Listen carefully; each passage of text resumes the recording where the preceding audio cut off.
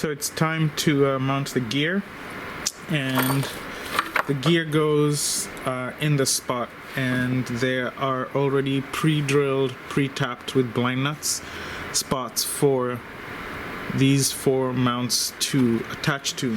It would have been nice if I could use one connector, because I was using the AR connector, which would have almost worked. But either case, I would like to have all my connectors in one, but I can't do that because there's a rib on which this carbon rod is attached that pretty much goes all the way down here. So there's not really a way to get your wires to show up here, even if I wanted to, without drilling through, which I think is a bad idea. That brings me to the next best idea, which is to just use the positioning that T-One has allotted. So basically, gear goes here, there's a hole, and basically you can, via that, come out right here. You have 3 wires here. You have your lights, your brakes, and your gear. All my wires will kind of converge sort of like that, and then be snakeskinned together to make the harness for the gear.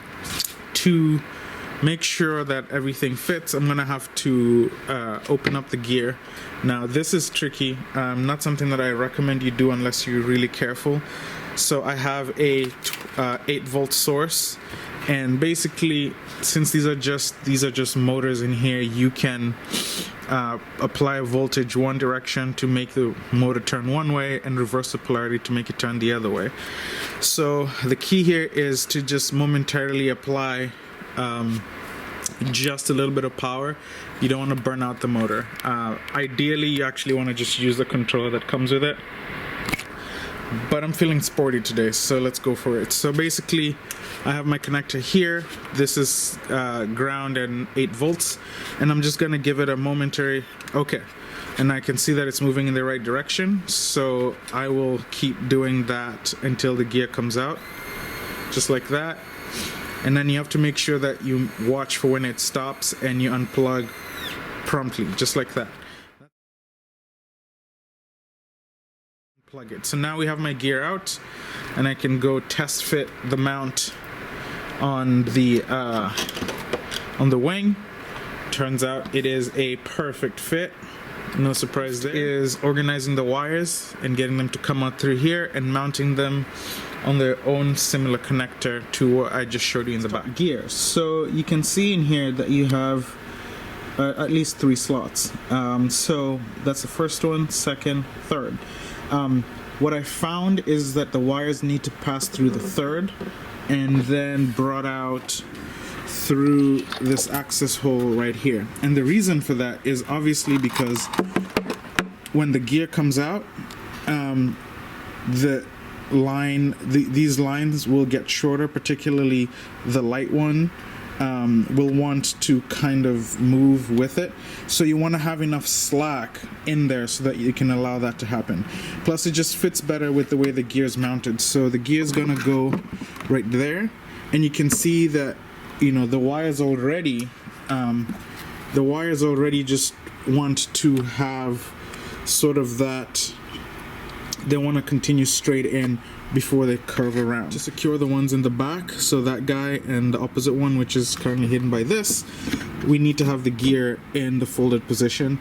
And then to secure the ones in the front here, we need to have the gear in the upright position. So we'll get that done, secure that, and then what will be left is all of our wires coming out of here, which we're gonna snake skin just for protection, because this is an area where you're gonna be moving the wires in and out as you unplug the wings. At least I will be. So I want those protected. And finally, for the 6 connections that we have here, we're gonna use this AR one-click.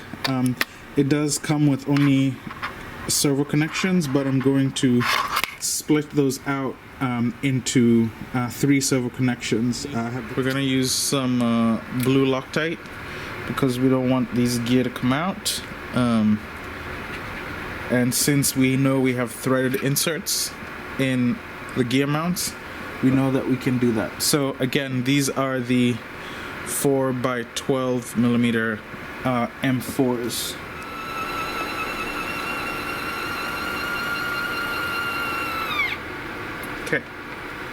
So the gear is raised, and now we have access to the remaining 2 holes there. There we go.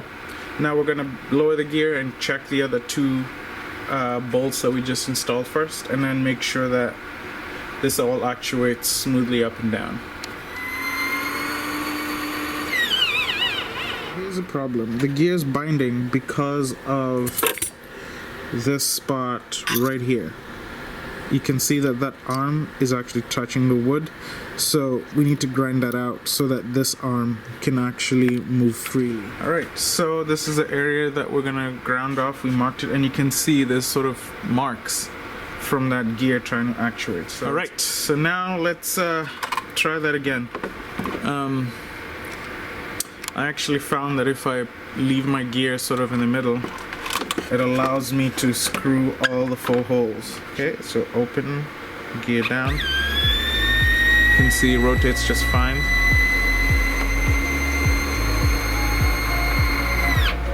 And gear down, gear back up, sorry.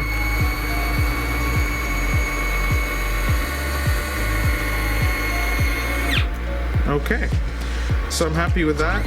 I'm gonna leave it kind of partially in there, so I can tighten all the bolts, and then we'll be left with just our connector to do on this end. So what I'm going to show here is the wiring harness, and you can see that I pushed it through the wing, remember, 3rd hole, and that's snakeskin, and basically the whole wiring harness is going to be encased. So what I like to do is to take care of these fraying ends, is put some heat shrink. Now I don't have heat shrink that actually fits, so this is what I have, and clearly it's not quite gonna fit, but what I like to do is, because heat shrink shrinks, you just get a pair of pliers and I can expand this out just like that. So, and now it's much wider, and that just fits over that real nice. And then I set it where I want it and shrink it down. Alright, so there we have the harness for the gears, gear doors, sorry, the gear and lights and brakes. And that's gonna sit up here just like that. So the idea is this stuff will just get pushed into here, and that's where it'll be stowed, and obviously there's going to be a mating connector on the fuselage. So with that done, now we're going to shift our attention to the linkage, which is this guy. And in the manual, they expect you to use a 3mm by 20mm rod, but what's annoying is this right here is an M2 screw. They give you these tiny ball links, but they also give you the large ones, which I use on my control surfaces. So this got these ones have a 2mm hole, these ones have a 3mm hole, meaning M2 here, M3 here. And so given this, I feel like, and given how close this is gonna be to the leg, to the gear here, I feel like this is more appropriate. So I just ignored the 3mm, and in any case my kit came with only one of those 20mm M3s, so this second one here is just fully threaded rod that I cut, but only one. So again, something's missing there, so I'm just gonna ignore that, and instead I'm gonna use these M2 rods. But because they might not be strong enough, I'm gonna surround that with carbon fiber. So problem here. So without, let me try and demonstrate this without the light. So if this were to close fully, it is very clear, at least to me, that there is basically no room for that light at this angle. When it comes to attaching this actual control arm that is supposed to bring the gear doors in with the gear, what I found was interesting. So what I've done here is flipped around this collar. So this collar was mounted such that this portion of it was on the opposite side, and this was on that side. The problem with that is that the linkage is winds up being about 38 millimeters. But when the gear is completely down, what happens is that if you use the top portion here, this rod winds up being almost perpendicular like that with the gear door, which means that when you try to open the gear, it doesn't actually push the gear door out. So as the gear goes down,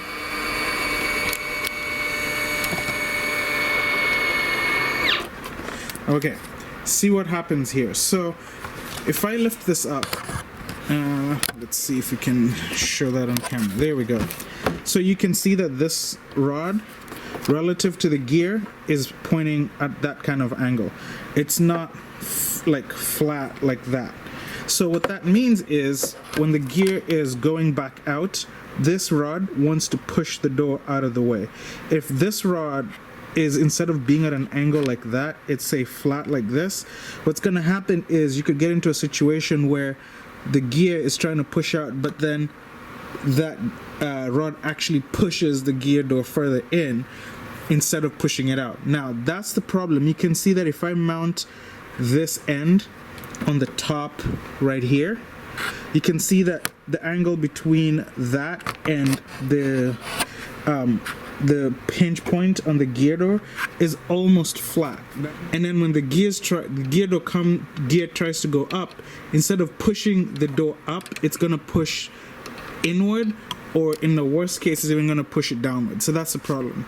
So the way I fix that is by rotating that collar, and instead of having this mount point set up here, it has to sit on the underside. That way you get this angle. And now when we want to bring the gear up, it actually works the way it's supposed to. That arm, you can see that arm pushes the gear door out of the way, and then everything now works the way it's supposed to. I added this spacer here because I wanted, there's no other way to get around the curvature here without having a spacer. The spacer allows us to actually get a straight shot to this hinge point right here. So that's the first thing I did. The second thing I did is, well, right now you can see, and I'm in the middle of fixing this, is that I had to cut my very beautiful wiring. So the wiring for the lights that I had shown earlier, I couldn't understand how this whole assembly was going to fit together. But I think now that I've figured this part out, the light can also sit in here, I believe, because previously the way it was mounted, it was gonna sit like way out here.